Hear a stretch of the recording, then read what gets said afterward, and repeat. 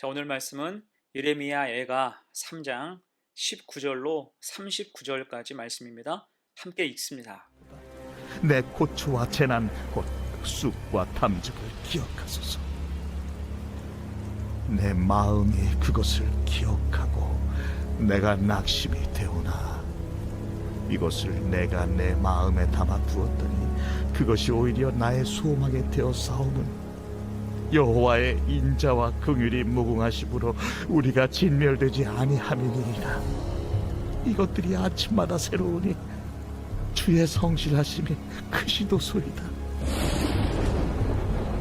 내 심령에 이르기를 여호와는 나의 기업이시니 그러므로 내가 그를 바라리라 하노라. 기다리는 자들에게나 구하는 영혼들에게 여호와는 선하시도다. 사람이 여호와의 구원을 바라고 잠잠히 기다림이 좋도다. 사람은 젊었을 때에 멍에를 매는 것이 좋으니 혼자 앉아서 잠잠할 것은 주께서 그것을 그에게 메우셨습니다. 그대의 입을 땅의 티끌에 댈지어다. 혹시 소망이 있을지로다. 자기를 치는 자에게 뺨을 돌려대어 치욕으로 베풀릴지어다. 이는 주께서 영원하도록 버리지 아니하실 것임이며 그가 비록 근심하게 하시나 그의 풍부한 인자하심에 따라 긍휼히 여기실 것입니다. 주께서 인생으로 고생하게 하시며 근심하게 하심은 본심이 아니시로다. 세상에 있는 모든 갇힌 자들을 발로 밟는 것과 지존자의 얼굴 앞에서 사람의 재판을 굽게 하는 것과 사람의 송사를 억울하게 하는 것은 다 주께서 기쁘게 보시는 것이 아니로다. 주의 명령이 아니면 누가 이것을 능히 말하여 이루게 할 수 있으랴. 화와 복이 지존자의 입으로부터 나오지 아니하느냐. 살아있는 사람은 자기 죄들 때문에 벌을 받나니 어찌 원망하랴. 소망이신 하나님이란 제목으로 말씀 증거하겠습니다. 우리는 어제 고통과 고난 속에서 성도가 할 일을 배웠어요. 우선 돌이켜 회개해야 됩니다. 죄의 고백이 다시 성도를 정결하게 하는 거예요.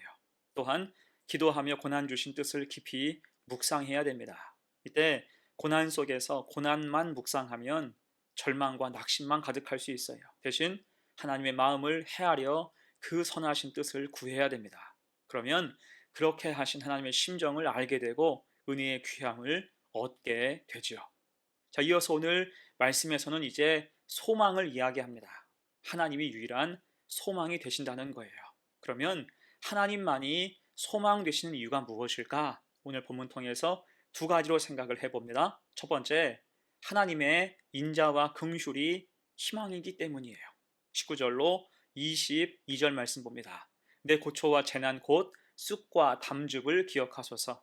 내 마음이 그것을 기억하고 내가 낙심이 되오니 이것을 내가 내 마음에 담아 두었더니 그것이 오히려 나의 소망이 되었사옴은 여호와의 인자와 긍휼이 무궁하심으로 우리가 진멸되지 아니함이니이다. 아멘.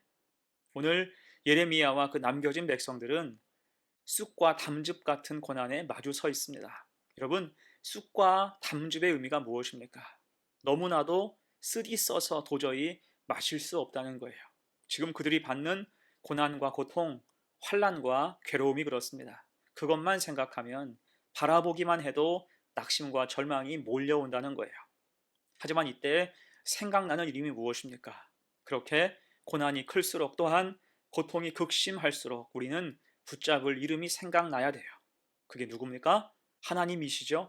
하나님의 인자와 긍휼이 생각나야 돼요. 다시 22절입니다. 여호와의 인자와 긍휼은 무궁하심으로 우리가 진멸되지 아니함이니이다. 아멘. 자, 그래서 시편 30편 5절은 말씀해요. 그의 노염은 잠깐이요 그의 은총은 평생이로다. 저녁에는 울음이 깃들일지라도 아침에는 기쁨이 오리로다. 아멘. 곧 우리 하나님이 이 모든 형편과 처지를 달라지게 하실 수 있다는 것입니다. 그래서 하나님의 인자와 긍휼이 끝이 없으심을 성도는 기억할 수 있어야 돼요. 자, 그래서 예레미야도 24절과 25절에서 이렇게 기도하죠. 내 심령에 이르기를 여호와는 나의 기업이시니 그러므로 내가 그를 바라리라 하도다. 기다리는 자들에게나 구하는 영혼들에게 여호와는 선하시도다. 아멘. 여러분, 하나님은 어떤 분입니까? 선하신 하나님이세요. 여호와는 선하시도다. 은혜를 기다리는 자에게, 구하는 영혼에게 하나님은 선하시다 말씀하고 있어요. 그래서 필요한 것이 무엇입니까? 내가 그를 바라리라. 하나님을 바라보라는 거지요. 기다리고 구하라는 거예요. 그렇게 고난 속에서 회개하면서 대신 하나님의 인자와 긍휼을 바라보며 구원을 소망하는 자를 하나님은 선하게 인도하신다는 것입니다. 자, 이 사실을 간직할 때 낙심과 절망은 어느새 사그라들고 그 속에서 소망이 피어오르는 것입니다. 그것이 23절이죠. 이것들이 아침마다 새로우니 주의 성실하심이 크시도소이다. 아멘. 고통과 고난이 이어지는 고단한 하루의 삶에 오직 하나님만이 소망 되신다는 것입니다. 매일 힘을 주신다는 거예요. 여러분, 그래서 성도된 우리는 어떠한 고난 중에 있을지라도 하나님만 바라보아야 할 것입니다. 도무지 회복될 수 없는 상황에 처했을지라도, 용서받기를 전혀 기대할 수 없는 순간일지라도 하나님을 바라볼 수 있어야 돼요. 우리가 아직 죄인 되었을 때 독생자를 십자가에 죽이시기까지 우리를 사랑하셨던 하나님께서 끝까지 우리를 붙들고 계심을 기억해야 할 것입니다. 그렇게 하나님의 인자와 긍휼은 끝이 없고 그 사랑이 아침마다 새롭게 우리에게 역사하신다는 거예요. 이 사실만으로 우리는 소망의 하루하루를 보낼 수 있다는 거죠. 그 믿음으로 날마다 힘내어 살아가는 복된 성도가 되시기를 축원합니다. 두 번째예요. 소망의 하나님. 두 번째, 하나님의 공의가 희망입니다. 여러분, 하나님은 공의로우세요. 공의가 하나님의 성품이고 하나님께서 세상을 다스리시는 방식이죠. 그래서 시편 89편 14절은 이렇게 말씀합니다. 의와 공의가 주의 보좌에 기초라. 인자함과 진실함이 주 앞에 있나이다. 아멘. 이에 하나님의 공의는 강자와 약자를 함부로 따지지 않습니다. 강자라고 해서 눈 감아 주지 않으시며 약자라고 해서 가혹하게 하지 않으세요. 다만 하나님의 성품과 공의에 기준해서 모든 것을 판단하시고 적절히 살피십니다. 그래서 바벨론의 경우 그들이 유다를 징계하는 도구로 쓰임 받았지만 훗날 도리어 그들이 심판받은 이유가 무엇입니까? 그들은 하나님의 도구됨을 쉽게 잊고 교만하여서 그 강대함으로 온갖 포악과 패악을 저질렀기 때문이에요. 그럴 때 유다를 심판하신 공의로 바벨론도 심판하신 것입니다. 여러분, 그래서 오늘 예레미야가 하나님의 공의를 바라보며 이제 어떤 기도를 하고 있습니까? 30절로 32절입니다. 자기를 치는 자에게 뺨을 돌려대어 치욕으로 배불릴지어다.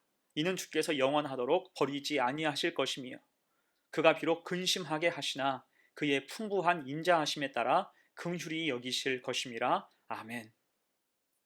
우리 하나님의 본심을 기억하라는 거예요.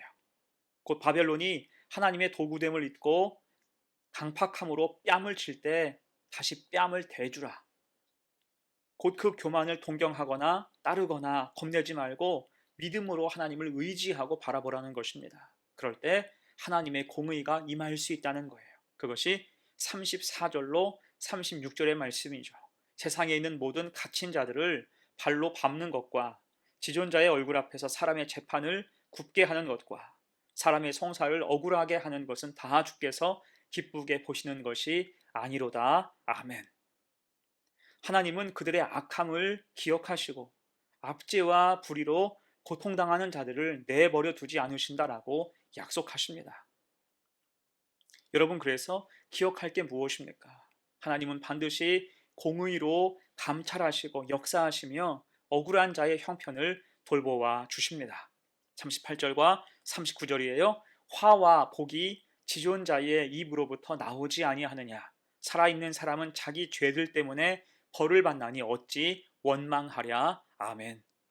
하나님께서 모든 걸 갚으시고 흐트러진 것들을 모두 바로잡으시는 때가 반드시 온다는 거예요. 물론 이때 때로는 하나님의 공의가 사람의 눈에 더디게 보일 수 있습니다. 악인이 득세하고 의인이 핍박받는 상황도 심심찮게 보게 됩니다. 하지만 결국 그 모든 것을 하나님께서 처리하시고 다스리시는 거예요. 화와 복을 주관하신 하나님이 반드시 공의로 모든 것을 심판하시는 날이 반드시 온다는 것입니다. 여러분, 이것이 억눌린 하나님 백성의 소망이 되는 거예요. 곧 세상이 우리 편이 아니어서 낙심하고 절망하지 말라. 하나님이 우리 편 되신다는 것입니다. 그러면 맞설 수 있다는 거예요.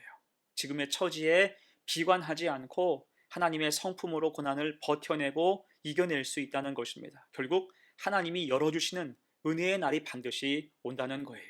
자, 그렇게 우리도 주님 앞에서 의로우신 하나님을 바라보며 소망 중에 감사로 살아갈 수 있는 복된 성도가 되시기를 간절히 축원합니다. 아멘. 이제 말씀을 마무리합니다. 오늘 예레미야가 고통과 고난 중에 슬픔이 또한 가득한 중에도 소망을 가진 이유는 하나님을 철저히 신뢰했기 때문이에요. 포악한 세상 속에서 하나님의 인자와 긍휼, 그 사랑이 소망이라는 것입니다. 또한 온갖 부조리, 악인의 득세 등등으로 낙심과 절망이 찾아올 때 그 모든 걸 갚으시는 하나님의 공의가 또한 소망이라고 고백하고 있습니다. 그래서 예레미야는 당장 힘들고 어려워도 기도하며 애가를 부르며 하나님만을 소망하고 있는 거예요. 하나님의 인자와 긍휼이 소망이고 하나님의 공의가 희망이기 때문입니다. 여러분, 우리도 마찬가지예요. 하나님이 우리의 유일하고 또 영원한 소망이 되심을 믿습니다. 그럴 때 우리는 쉽게 넘어지지 않고 악한 것들에게 함부로 물들지 않고 살 수가 있는 거예요. 그렇게 하나님을 가장 큰 소망으로 삼고 힘내어 이 땅을 살아가는 믿음 지켜 승리하는 복된 성도가 되시기를 간절히 축원합니다. 아멘. 함께 기도합니다. 은혜로우신 하나님, 우리 인생 가운데 친히 찾아오셔서 그 나라를 꿈꾸게 하시니 감사합니다. 우리도 때로 고난과 고통의 현실을 마주하게 되오니 그때 하나님이 주시는 소망을 결코 놓치지 않게 하옵소서. 하나님의 인자와 긍휼이 연약한 우리에게 소망이 됩니다. 또한 하나님의 공의가 우리가 세상에서 믿음을 지키는 근거가 됨을 믿습니다. 이 소망으로 하나님의 사람답게 믿음 가지고 살아가게 하옵소서. 감사드리며 예수님의 이름으로 기도하옵나이다. 아멘.